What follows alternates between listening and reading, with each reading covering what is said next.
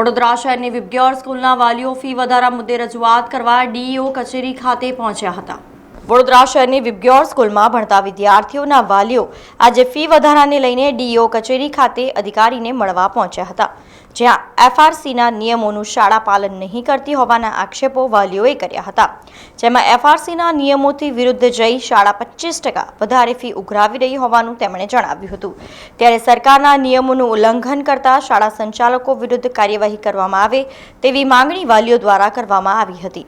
100 થી વધારે વાલીઓ ભેગા થયા છે અહીંયા એફઆરસી ઓફિસમાં અને ડીઈઓ ઓફિસમાં એક આવેદન આપવા માટે કે વિબ્ગ્યોર વડોદરા સ્કૂલ જે છે એ મનમાની ભરી ફી વસૂલ કરે છે, પેરેન્ટ્સોને ધમકાવે છે અને એમને એક છોકરાની ફી કોઈ ધોરણની એફઆરસીએ 95,000 નક્કી કરી છે, એ લોકો 1,95,000 રૂપિયા માંગે છે અને એમને એ પ્રમાણે સ્કૂલના નક્કી કરેલી ફી જ માંગે છે, એ લોકો એફઆરસીની ફી લેવા તૈયાર નથી। એ અંગે રજૂઆત કરવા અહીંયા અમે ભેગા થયા હતા અને એફઆરસીએ અમને કીધું છે કે તમે સ્કૂલમાં જઈને ફી ભરો, ના માને તો અમને કહો, ફરીથી કમ્પ્લેન કરો તો અમે આવીને એ કરાવીશું। અત્યારે બધા પેરેન્ટ્સ સ્કૂલના વિબ્ગ્યોર હાઈ ઇન્ટરનેશનલ સ્કૂલના પેરેન્ટ્સ બધા ડીઈઓની ઓફિસમાં આવ્યા છે, જ્યાં ફી નિયમન સમિતિ હોય છે।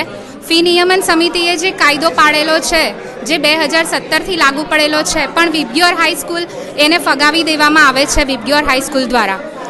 એ લોકો પાસે જ્યારે પણ ફી માટે જઈએ છે ત્યારે કોઈ એફઆરસીના કાયદા પ્રમાણે ફી લેવામાં આવતી નથી અને જે લોકો પેરેન્ટ્સ એવું કહે છે કે અમે એફઆરસી પ્રમાણે ભરીશું, તો સ્કૂલ દબાણ કરી રહી છે કે તમારે અમારા પ્રમાણે જ ફી ભરવી પડશે, અમે કોઈ એફઆરસીને લાગુ પાડવા દેવામાં આવતા નથી। સ્કૂલના રિઝલ્ટ આવવાના સમયે એવું બી કહેવામાં આવે છે કે જ્યાં સુધી તમે ફી નહીં ભરો ત્યાં સુધી તમને રિઝલ્ટ નહીં આપવામાં। કેટલીક શાળાઓ તો એનાથી બી ઉપર લેવલ પર જઈને, ઉપરવટ પર જઈને એવું કર્યું કે ભાઈ તમને પ્રોવિઝનલ રિપોર્ટ કાર્ડ આપવામાં આવશે। હવે provisional report card, provisional result શું હોય છે આજ સુધી શિક્ષણ જગતમાં કોઈને ખબર નહીં હોય। નવા તુક્કાઓ ખાનગી શાળાઓ આજે અનુસરી રહી છે અને ગુજરાત સરકાર આની સામે મૌન છે।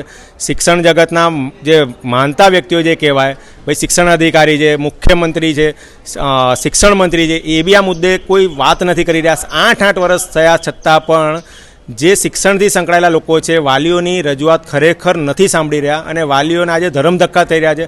8 વર્ષ એટલે જોવા જઈએ ને તો ઘણો લાંબો ગાળો થાય, 5 વર્ષમાં સરકાર બી બદલાઈ જતી હોય છે અને 8 વર્ષ થવા છતાં પણ આજે ઘણી સ્કૂલોના વાલીઓ એકલ લોકલ છૂટાછવાયા પણ વારંવાર એ જ રજૂઆત કર્યા છે કે જો તમે ગુજરાત સરકારે નિયત કરેલી ફી અગર ના જ લેવા માંગતા હો તો એનું સ્પષ્ટીકરણ સરકારની સામે બી કરી દો અને એફઆરસીને ડીઓની સામે બી કરી દો, તો અમારે બી ધર્મધક્કા ઘટે અને અમે બી અંધારામાંથી બહાર આવીએ। ગુજરાત રાજ્યમાં ફી રેગ્યુલેશન કમિટીની રચના કરવામાં આવી છે, જે નિયંત્રિત કરે છે કે દરેક શાળા જે પ્રમાણે ફેસિલિટી આપે છે એના પ્રમાણે કેટલી અમાઉન્ટ વાલીઓ પાસે લઈ શકે પર સ્ટુડન્ટ, પરંતુ વિબ્ગ્યોર શાળા એ નિયમ અનુસરવા રેડી નથી અને એ લોકો એમની જે અમાઉન્ટ છે એ જ વાલીઓને ભરવા માટે મજબૂર કરે છે। ફીસ ભરવા માટે પણ પોર્ટલ પરથી જ ફીસ ભરવાની હોય છે। એફઆરસી દ્વારા જે ફી ભરવામાં આવે છે તો એ લોકો વાલીઓને ના પાડી દે છે, તો જે સદંતર અયોગ્ય છે। સરકારની પણ અહીંયા એકદમ અવગણતા જોવામાં આવી રહી છે। સરકાર પણ આ મુદ્દે ઉદાસીન છે, સ્કૂલ પણ મનમાની કરી રહી છે, તો અહીં હવે પરેશાન વાલીઓએ જવું તો ક્યાં જવું? સો અહીં અમે રજૂઆત કરવા આવ્યા છે કે ડીઈઓ આ બાબતમાં હસ્તક્ષેપ કરે, સ્કૂલને ઓર્ડર આપે, સ્કૂલ એ પ્રમાણે વાલીઓ પાસેથી ફી ઉઘરાવે, જેથી વાલીઓને પરેશાની ઊભી નહીં થાય। શાળાના વાલીઓ આવ્યા હતા, વિબ્ગ્યોર હાઈસ્કૂલના વાલીઓ આવ્યા હતા। એ લોકોનું એવું કહેવું હતું કે આપનો આ વર્ષનો એટલે કે 24-25થી 26-27 સુધીનો જે ઓર્ડર છે એ હજુ સુધી પાસ નથી થયો, તો સત્વરે કરવામાં આવે। પરંતુ 15/2 એટલે કે 15મી ફેબ્રુઆરીના દિવસે આ ઓર્ડર ઓલરેડી પાસ થઈ ચૂક્યો છે, શાળાને પહોંચાડી પણ દેવામાં આવ્યો છે અને શાળાને આ વસ્તુની જાણ છે, એટલે એ શાળા પાસે પહોંચી ચૂક્યો છે ને હવે વાલીઓને અહીંયાથી કહેવામાં આવ્યું છે કે આ પ્રમાણે એમને, એટલે જે ઓર્ડર નક્કી થયો છે, આંકડો નક્કી થયો છે ફીસનો, એ પ્રમાણે એમને ફીસ ભરવાની છે। એ વાલીઓ તરફથી એમના અમુક જે ઇસ્યુઝ છે, જેમ કે શાળા ફી નથી સ્વીકારતી અથવા તો અમુક રકમની જ ફીની માંગણી કરે છે, એવા એમને ઇસ્યુઝ આપ્યા છે। એ ઇસ્યુઝ જો એનામાં કોઈ પણ રીતે એફઆરસીના કાયદાનું ઉલ્લંઘન થતું હશે તો તે મુજબ કાર્યવાહી કરવામાં આવશે। સમાચારોના સતત અપડેટ માટે TNN ન્યૂઝને YouTube પર સબસ્ક્રાઇબ કરી બેલ આઇકોન પ્રેસ કરો અને અમારી સાથે જોડાયેલા રહો ફેસબુક, ઇન્સ્ટાગ્રામ અને ટ્વિટર ઉપર।